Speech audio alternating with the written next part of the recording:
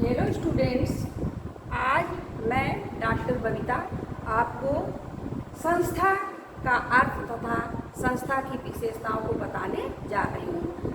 संस्था, what is the meaning of institution and it's characteristics. तो संस्था जो है वो नियमों और कार्य प्रणालियों की एक व्यवस्था होती है।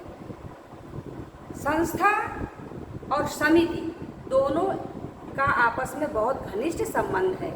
जब हम किसी समिति का निर्माण करते हैं तो अपने उद्देश्यों की पूर्ति के लिए, है ना, अपनी इच्छाओं की पूर्ति के लिए, अपने हितों की पूर्ति के लिए एक समिति का निर्माण करते हैं।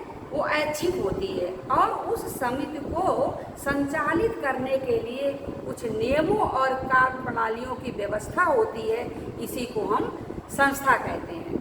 तो संस्था, अगर समिति आपके समझ में नहीं आई है, इसका लेक्चर मैं पहले दे चुकी हूँ। तो समिति के निर्माण करने के बाद उसको संचालित करने के लिए जो नियमों और कार्य प्रणालियों की व्यवस्था है उसको हम संस्था कहते हैं। जैसे विवाह क्या है, संस्था का उदाहरण है। तो ये जो है यौन इच्छाओं की पूर्ति के लिए, संतानोत्पत्ति के लिए तथा बालकों के पालन पोषण के लिए विवाह जो है एक संस्था के रूप में कार्य करती है। उसी प्रकार से विद्यालय है। विद्यालय में जो है छात्र की आवश्यकताओं के अनुसार जब उनको जो है व्यवस्थित रूप से ज्ञान देने के लिए जो नियमों और कार्य प्रणालियों की एक व्यवस्था बनाई जाती है, इसीलिए विद्यालय को भी हम संस्था मानते हैं।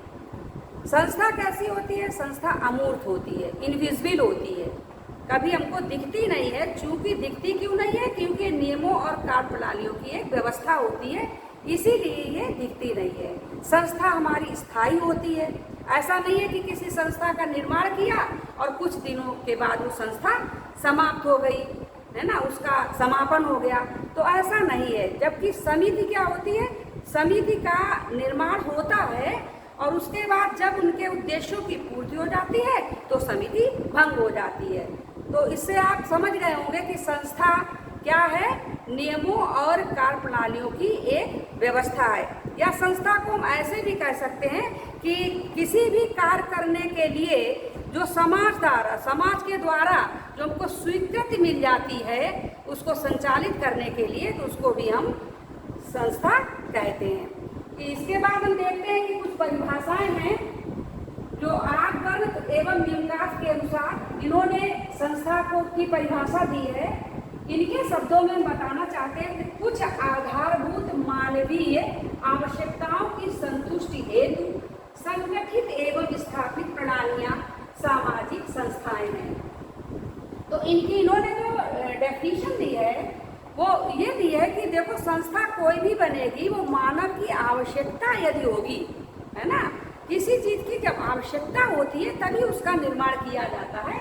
तो मानवीय आवश्यकताओं की संतुष्टि हेतु संगठित किया जाने वाला एवं स्थापित जो प्रणालियां हैं, है ना, कार्य प्रणालियां हैं, इनको हम स्थापित कार्य प्रणालियां भी कह सकते हैं, सामाजिक संस्थाएं हैं। ये आर्कबर्ग एवं न्यूनकाफ के अनुसार है। इसके बाद देखते हैं बोगार्ट्स के अनुसार।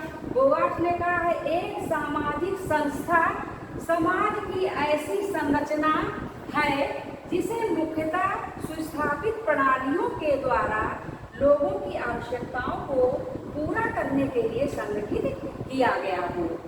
तो इनके बोगार्ट्स के शब्दों में भी यही हमको समझ में आता है कि जो एक संस्था होती है वो समाज में ही ऐसी एक संरचना की जाती है जिससे मनुष्य की आवश्यकताएं की पूर्ति हो जाए और उसमें जो है कार्य और नियम की जो प्रणालियां होती हैं उसको ही संस्था कहा जा सकता है।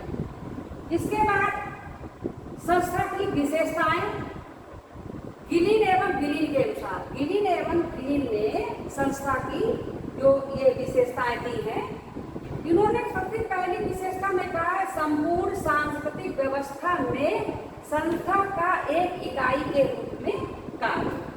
तो संस्था क्या करती है कि जो एक इकाई के रूप में कार्य करती है, ठीक है। जो जन रीतियाँ होती हैं, जो रूढ़ियाँ होती हैं, है ना, जो प्रथाएं होती हैं, काफ़ी समय से जो चली आती हैं प्रथाएं, उनको समाज स्वीकृति प्रदान कर देता है ना। जो काफ़ी समय से जन रीतियाँ, प्रथाएं, रूढ़ियाँ चली आती हैं, उनको क्या करता है, समाज स्वीकृति प्रदान कर देता है, और उसके कुछ लिखित और अलिखित नियम बन जाते हैं, है ना। तो उसी को हम, ये भी तो नियम बन जाना एक इसकी विशेषता होती है। किसी कार्य को संचालित करने के लिए, अगर आप किसी कार्य को सुचारू रूप से संचालित करना चाहते हैं, तो उसका नियम उसके नियमों को बनाना, उसके कार्य की व्यवस्था को बनाना, उसके नियमों की प्रणालियों को बनाना, कौन व्यक्ति किस कार्य में निपुण है, कौन व्यक्ति किस कार्य में निपुण है, उसकी कुशलता के अनुसार उसके कार्यों का विभाजन करना ही जो है इसकी विशेषता होती है। तो इस प्रकार से संपूर्ण सांस्कृतिक व्यवस्था में संस्था का एक इकाई के रूप में कार्य होता है, ये इसकी पहली विशेषता है। सेकेंड विशेषता में दिया है नियमों व कार्य प्रणालियों की व्यवस्था। मैं आपको बता ही चुकी हूँ कि संस्था में क्या होता है। संस्था में किसी कार्य को संचालित करने के लिए जो नियम और कार्य प्रणालियाँ बनती हैं, और वो लिखित भी हो सकती हैं और अलिखित भी हो सकती हैं। तो ये भी एक संस्था की विशेषता है कि नियमों व कार्य प्रणालियों की व्यवस्था संस्था में होती ही है। थर्ड विशेषता है अमूर्त प्रकृति। चूंकि नियमों और कार्य प्रणालियों की व्यवस्था को ही संस्था कहते हैं, तो ये